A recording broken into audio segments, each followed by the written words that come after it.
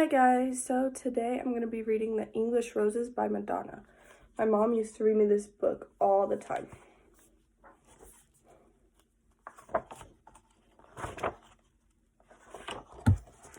Have you ever heard of the English roses? Here's what they are not. A box of chocolates, a football team, flowers growing in the yard. What they are is this: 4 little girls named Nicole, Amy, Charlotte, and Grace.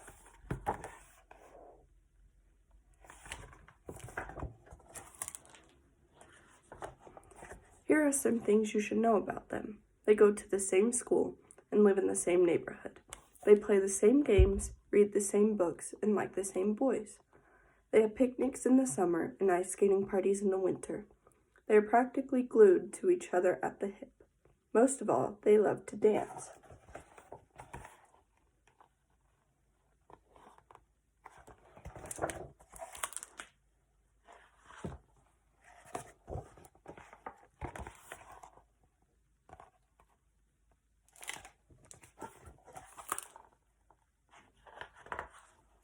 It all sounds so perfectly fun and nice, and in many ways it was, but there was only one problem. They were all a little bit jealous of another girl in the neighborhood. Her name was Binna, and here are some things you should know about her. She was very, very beautiful. She had long, silky hair and skin like milk and honey. She was an excellent student and very good at sports. She was always kind to people. She was special. But she was sad, because even though she was the most beautiful girl anyone had ever seen, she was also very lonely. She had no friends, and everywhere she went, she was alone.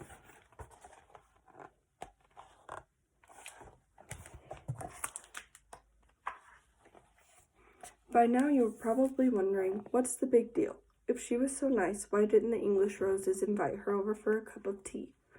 Listen, I already told you why. Because they were a little jealous. Well, maybe more than a little. Haven't you ever been green with envy, or felt like you were about to explode if you didn't get what somebody else had? If you say no, you are telling a big fat fib, and I'm going to tell your mother. Now stop interrupting me.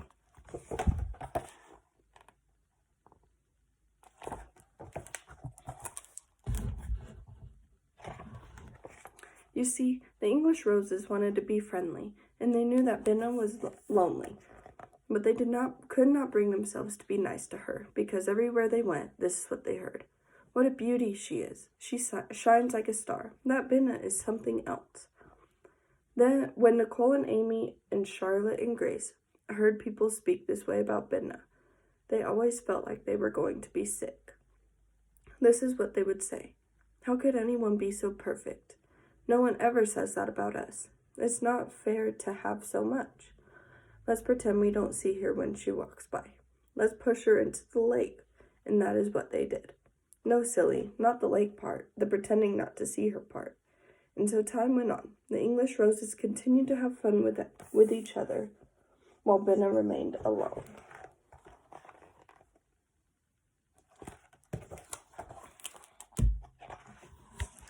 One night, when all the girls were having a sleepover party at Nicole's house, her mother peeked her head around the corner and said, "Do you mind if I come in and have a chat with all of you?" "Don't worry, Mom. We're going to bed soon," said Nicole. "Just let us finish our pillow fight." "That's not why I came in here," her mother replied. "I want to talk to you about Binna. She lives down the street. She goes to your school. She likes to do all the same things you like to do, and yet you never invite her over and make any effort to be friendly with her." There was a very long pause.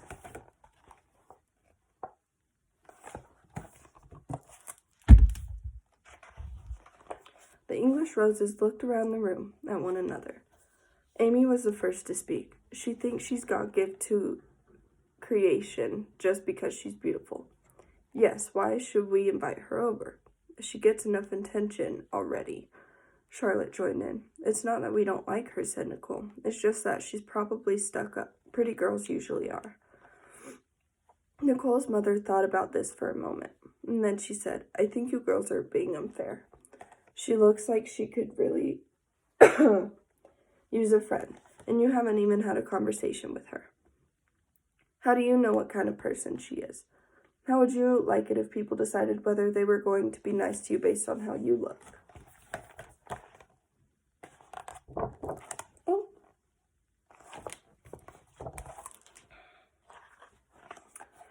The girls knew she had a point, but they didn't want to say it. Suddenly, they didn't feel like having a pillow fight. "Please think about what I've said Nicole's mother, and she stood up and kissed them all goodnight. When her mother was gone, Nicole turned out the light, and the girls lay awake in the dark for quite a while, thinking about what Nicole's mother had said. No one said a word, and eventually they all fell fast asleep. And while they were sleeping, they each had the same dream.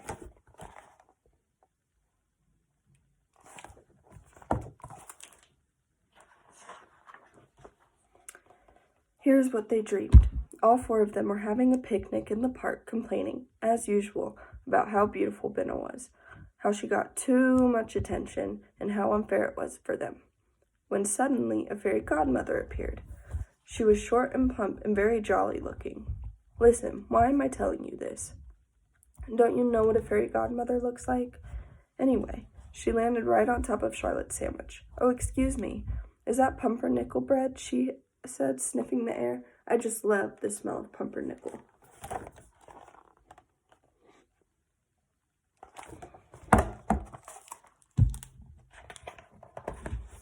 The girls sat and stared at her with their mouths open because they had never seen a fairy godmother before.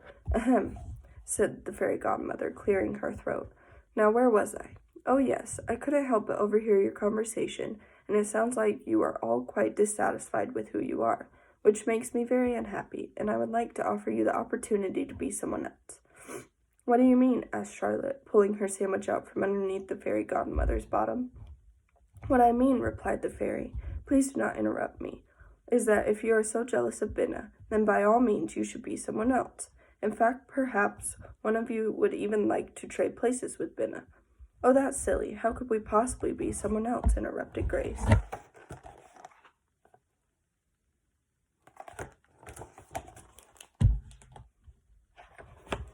"Well, if you would just let me finish," harumphed the fairy. "When I sprinkle my magic dust over you, you can be whoever you'd like.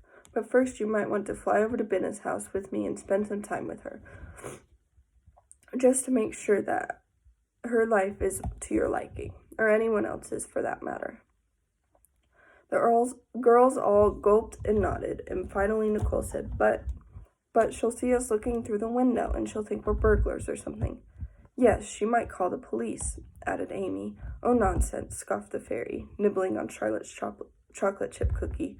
"When I sprinkle you with magic fairy dust, you will be invisible, and you can go wherever you want to go, and no one will ever see you." And the girls just sat there speechless, which didn't happen very often, I can assure you. "Well, don't just sit there stuffing your faces," tutted the fairy, stuffing her face. "My time is very valuable." The girls leaned forward and whispered quietly for a moment. They decided that even though the fairy took their cookies without asking, she seemed rather harmless, and anyway, they couldn't turn down the chance to spy on Binna without her knowing they were there. So they asked to be sprinkled with fairy dust, and off they flew to Binna's house.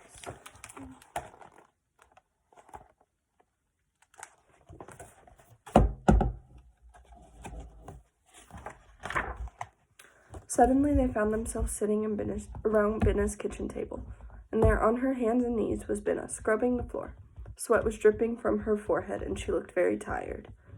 All at once, her father came into the room and said, "It's getting late, Binna. When you've finished scrubbing the floor, I think you should start cooking dinner. I'm going outside to fix the car." Binna smiled and said, "Okay, Papa," and then he was gone.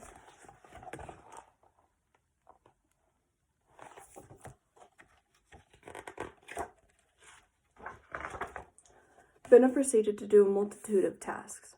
When she was finished cleaning the floor, she peeled potatoes, she chopped onions, she set the table, she scaled the fish, she washed and ironed the clothes, and finally she emptied the trash. The English roses couldn't believe their eyes. They had never seen a girl work so hard in their lives. "She reminds me of Cinderella," said Amy. "She looks like she hasn't combed her hair in a week," remarked Charlotte. "Where's her mother?" asked Nicole. "She doesn't have a mother," replied the fairy godmother. "She lives alone with her father, and he works all day, so when she comes home from school, she has to clean the house and wash the clothes and cook the dinner."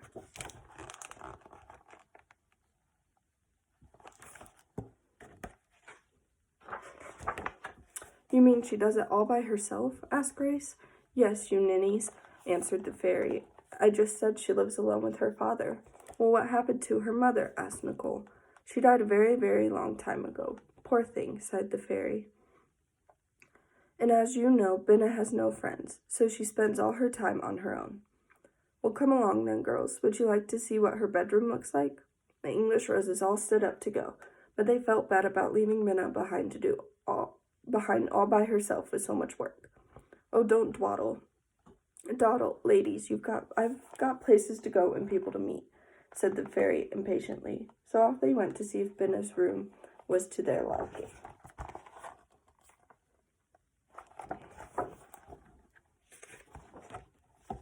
They were not prepared for what they saw. A simple room with a single bed, a chest of drawers, a shelf full of books. There was, of course, one doll, but only one. Can you believe it? Well, you'd better, because I'm telling you. There was one picture in a frame on the bedside table, and all the girls gathered around it to see who was in the picture. It was a beautiful photograph of Binna's mother.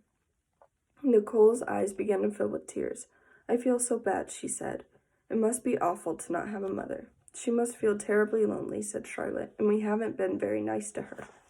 Well, what do you say? Interrupted the fairy godmother. Anyone want to trade places? There was a very long pause.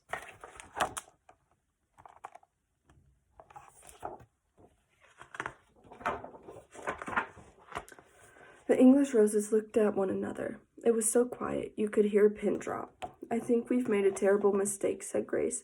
I can't imagine living without my mom. I don't want to do so many chores, said Amy. And I don't know the first thing about cooking. Well, is there anyone else you'd like to be? Asked the fairy godmother. Perhaps in another neighborhood, another city, or even another country. I'm sure I could arrange it for you. Please just let us go home to our own cozy beds and our families, whom we love, begged Nicole. Yes, we want to go home, cried the rest of the girls. Suit yourself, said the fairy, but in the future you might think twice before grumbling that someone else has a better life than you. As I said before, I'm a very busy woman. In the blink of an eye, the English roses were back in bed, fast asleep.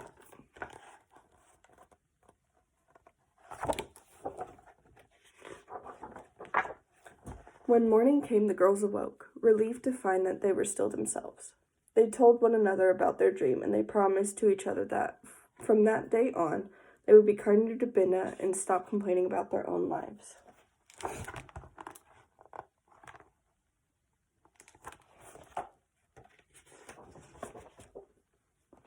First, they invited Binna to a tea party, and then they started walking to school with her. And not long after that, they were doing homework together. Binna even taught them how to bake an apple pie. They soon found out that she was very likable indeed. They grew to love her like a sister and often went to her house to help with her chores.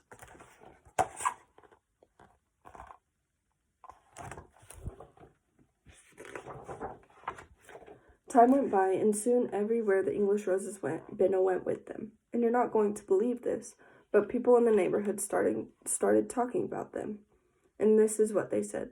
Those English roses are really special. What beautiful girls. They'll grow up to be incredible women one day.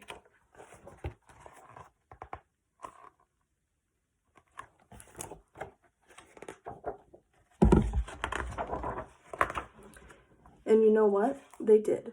If you don't believe me, then go and find out for yourself. I didn't make this up. The end.